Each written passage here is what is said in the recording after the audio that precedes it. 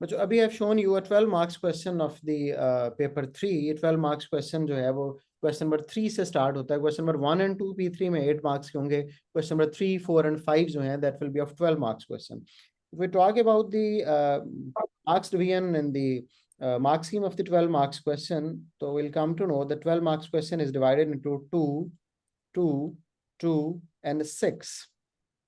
2 marks for knowledge, जिसके बारे में अभी हमने 8 मार्क्स के क्वेश्चन की बात करते हुए बहुत डिटेल से बताया कि नॉलेज क्या होता है। 2 मार्क्स फॉर द एप्लीकेशन, जिसके बारे में अभी हमने ओथ टेकिंग भी की कि whatever we write out of the case study, we do not get out of the case study. 2 marks for the analysis. In 8 marks that were the 4 marks, लेकिन 12 marks के question में जो कि longer है generally उससे, लेकिन analysis के सिर्फ 2 मार्क्स हैं। एंड सबसे मजेदार बात यह है कि we get the 6 marks for evaluation. उस पर भी जरा बात करने की कोशिश करते हैं कि इवेल्युएशन क्या होती है। तो this is the division of the 12 marks बच्चों।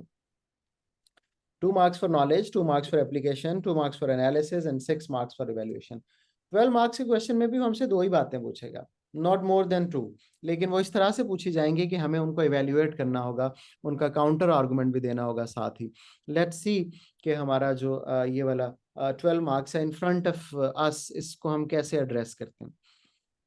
जैसा कि मैंने अभी आपको बताया कि the examiner has asked some few calculations. 3A में उसने कहा कैपेसिटी यूटिलाइजेशन कैलकुलेट कर दो और ये कुछ कैलकुलेट कर दो फोरकास्टेड चेंजेस, वो हमने की और उसकी बेसिस पे the examiner has asked us a question. Question number 3 और क्वेश्चन नंबर 4 इसी तरह से होंगे, कैलकुलेशन होगी और उसके ऊपर फिर 12 मार्क्स का क्वेश्चन होगा।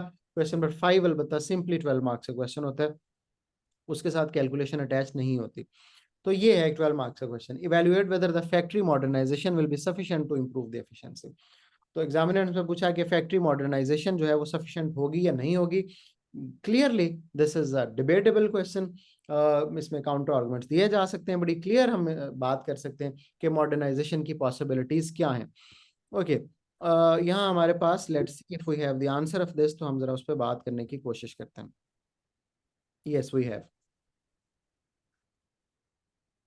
ये हमने कैलकुलेशन कर ली and then the question came to us, evaluate whether the factory modernisation will be sufficient to improve the efficiency. तो वे डिफाइन एफिशिएंसी, हमने कहा efficiency is defined as the output to input ratio, a good definition. Higher efficiency achieved by using minimum resources to produce maximum output. तो ये हमने कर लिया, ठीक है।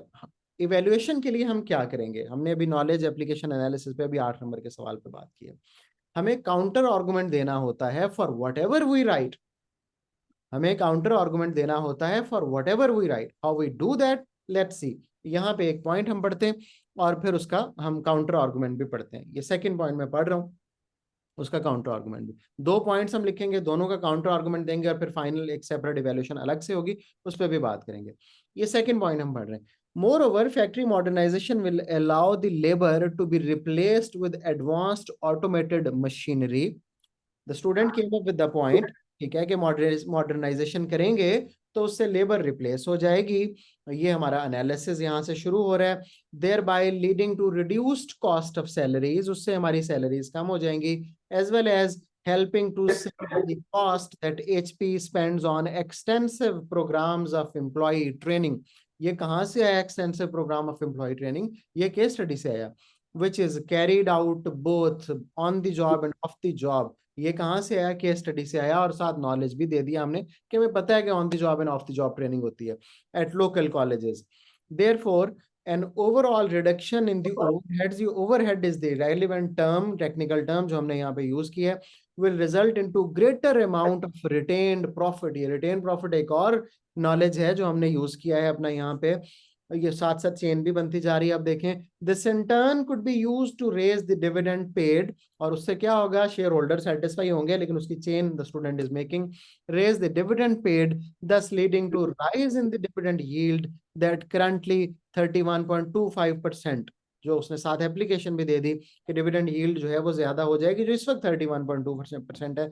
बच्चों, the numbers are the best application, the numbers are the best application, ठीक है, उनसे बेहतर एप्लीकेशन पॉसिबल नहीं होती।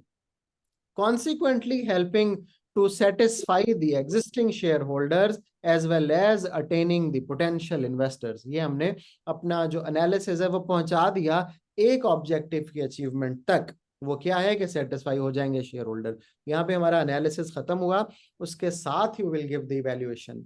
बच्चों 6 मार्क्स है इवैल्यूएशन में 12 मार्क्स वाले क्वेश्चन में, तो very important what ever you right you give the counter argument straight forward after that. तो हमने पॉइंट लिखा, उसके बाद हमने उसकी फौरन इवैल्यूएशन की। However, the trade union representatives in the factory is threatening to resist the changes that lead to the job losses. Repeat जो मैंने अभी कहा, whatever I will say, I'll say out of the case study. Evaluation has also come out of the case study. Look at, however, the trade union representatives in the factory is threatening. ये कहाँ से लिया हमने case study से? हमने पहले बताया point क्या था, लेबर को निकाल देंगे, कॉस्ट कम हो जाएगी। काउंटर आर्गुमेंट क्या है? However, the trade union representative in the factory is threatening to resist any changes that lead to the job losses, thus large-scale redundancies that might occur as a result of factory modernization might damage HP's reputation. तो हमने साथ ही उसका एक counter argument भी दे दिया। This is what we do. जो भी पॉइंट आप लिखेंगे, यहाँ 2 पॉइंट हैं स्टूडेंट के। एक पॉइंट पहले इसने लिखा है कि operation director has decided to modernize the factory to replace the batch production with automated machinery, thereby by use of the latest capital intensive equipment will lead to higher productivity. ये उसका point है, higher productivity greater output। इसका भी counter argument उसने दिया हुआ उसी paragraph में, और अगला जो पॉइंट मैंने पढ़ा उसका भी दिया हुआ है। Then we come to the final evaluation. फिर हम अपना पॉइंट ऑफ व्यू देते हैं, वो भी इवैल्यूएशन है। उस पॉइंट ऑफ व्यू के ऊपर डिबेट करते हैं, वो भी इवैल्यूएशन है। हम इवैल्यूएशन को 3 पार्ट्स में डिवाइड कर सकते हैं। इवैल्यूएटिव स्टेटमेंट जो हम देते हैं, फिर इवैल्यूएटिव डिस्कशन, और फिर उसके ऊपर इवैल्यूएटिव कंक्लूजन। सी ये कैसे पूरा हुआ यहाँ पे? To sum up the extent to which the factory modernization will improve efficiency is dependent on availability of sufficient finance. This is what we call evaluative discussion. हमारा डिसीजन किस बात पे डिपेंडेंट है? हम हार्वर्ड पढ़ना चाहते हैं, लेकिन वो डिपेंडेंट इस बात पे है कि ग्रेड्स क्या आएंगे ए लेवल्स में। This is what we call evaluative discussion. So she started with the discussion by saying that availability of sufficient finance as 15 million is needed, which would increase HP's gearing to 51%. उसने कहा पहले ही बहुत loan लिया हुआ है। Again, whatever I will say, I'll say out of the case study. यहाँ भी application है बार बार। Thus, HP would become highly geared company, and so the shareholders might de-invest. Besides this, the changes in the external macroeconomic environment also influence the efficiency of the factory modernization, as the market research has reduced something revealed that income elasticity of organic pet is +2। Again application तो हमने discuss किया, और फिर आखिर में एक अपना opinion दे दिया। यहाँ पे आप देखें कि उसको फैक्ट्री मॉडर्नाइजेशन कर लेनी चाहिए क्योंकि उसके लिए वो बेनिफिशियल है।